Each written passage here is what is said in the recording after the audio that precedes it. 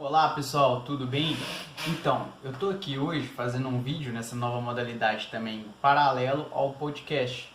Tranquilo? Compartilhe aí com os amigos se vocês acharem interessante para aquelas pessoas que possam servir. Pois bem, o que eu quero falar aqui hoje? Eu quero falar sobre transparência e publicidade no poder público e aplicado à situação que estamos vivendo do coronavírus. Eu acho que o lugar que eu deveria começar aqui é primeiro falar um pouco sobre república. Por quê? Na minha opinião, grandes problemas que nós temos na sociedade brasileira, eles partem da não compreensão adequada e inserção de comportamentos republicanos em questões éticas. E o que é república? República nada mais é que perceber que a coisa é pública. É diferente um pouco da monarquia, daquela situação de reis que a gente vê em filmes, que a gente sabe que a Inglaterra tem, diversos outros países também tem. O Brasil em 93, quem é mais velho deve lembrar, votou em plebiscito se escolher ali se permaneceria como república ou se voltaria à situação de monarquia, que nós não vivemos desde 1889.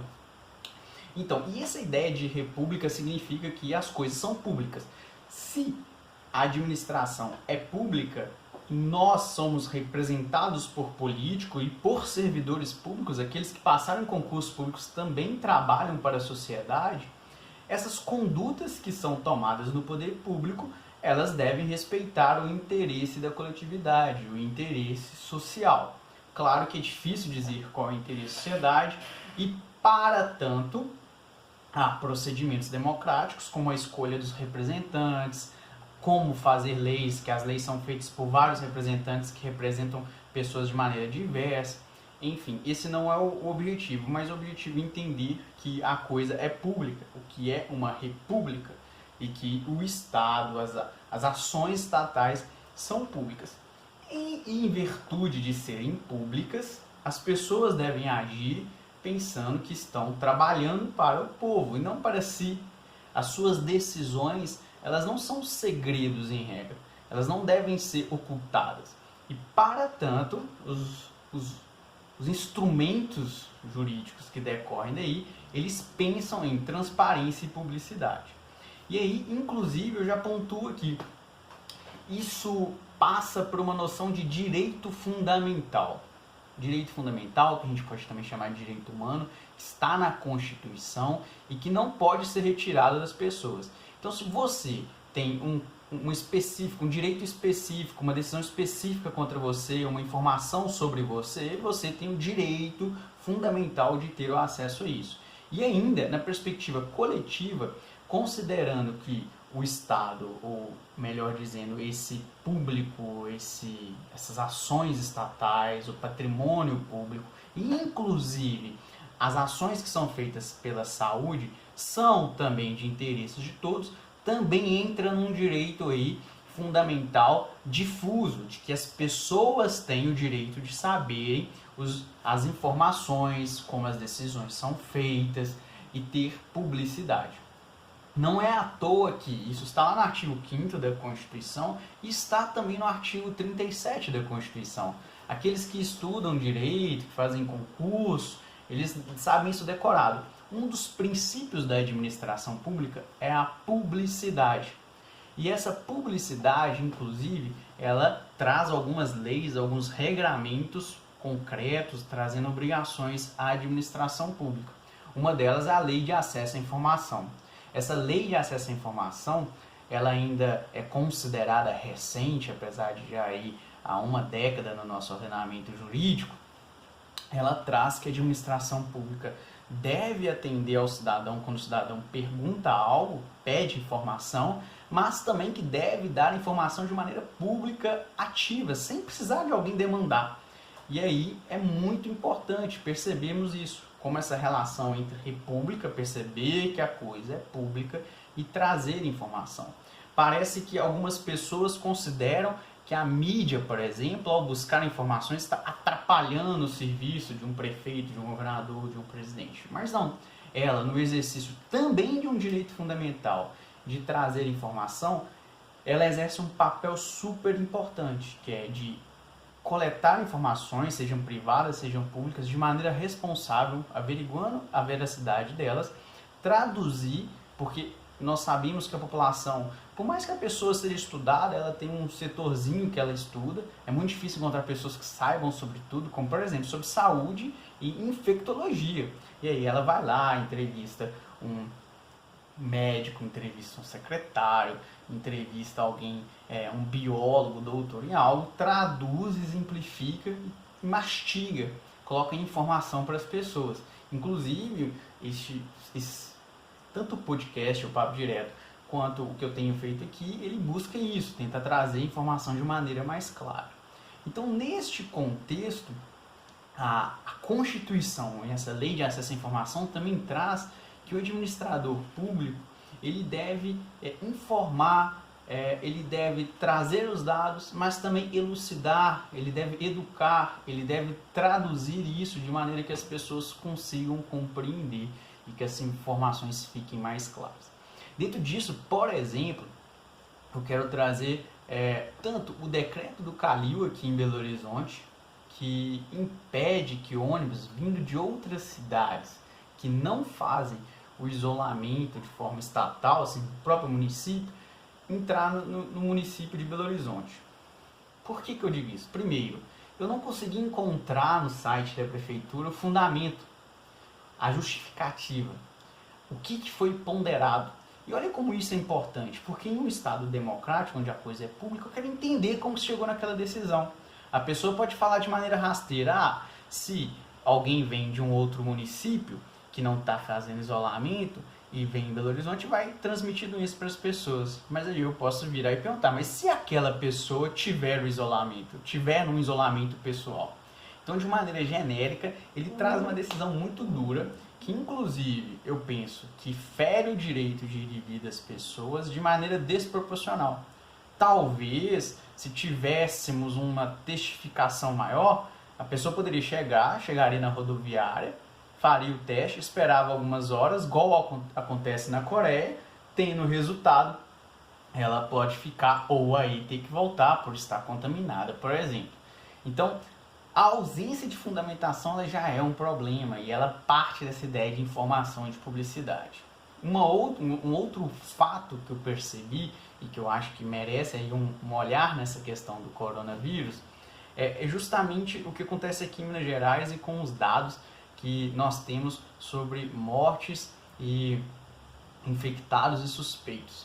Em Minas Gerais nós temos um pouco mais de 1.000 pessoas consideradas positivas, incluindo aí as 39 que já morreram confirmadas em virtude do coronavírus. Nós temos 74 mil, um pouco mais, 74 mil pessoas como suspeitas. E essas suspeitas são pessoas que têm crises respiratórias agudas notificadas para o sistema de saúde estadual. Só que lá não informa se essas pessoas são testadas. E aparentemente elas não são testadas, não tem os casos descartados das pessoas suspeitas. E olha como isso traz uma desinformação, como que isso traz uma insegurança sobre se estamos testando pessoas e que aparentemente os países que têm, e aí a gente destaca a China e a Coreia, testado mais pessoas junto com o isolamento, eles conseguem ter um raio-x da sociedade para poder fazer a transição. Então realmente nós temos um problema econômico junto com o problema de saúde, que precisamos trabalhar. Inclusive eu aproveito e reafirmo, pessoal, vamos consumir, vamos tentar fomentar naquilo que a gente precisa o comércio local. Os comerciantes têm tentado aí por meio de entregadores, por meio de um delivery ou até de você retirar na porta do comércio sem precisar entrar e aglomerar. Vamos tentar fomentar isso porque isso é importante para a economia, para que as pessoas não fiquem realmente desempregadas e a gente precisa girar dinheiro na sociedade.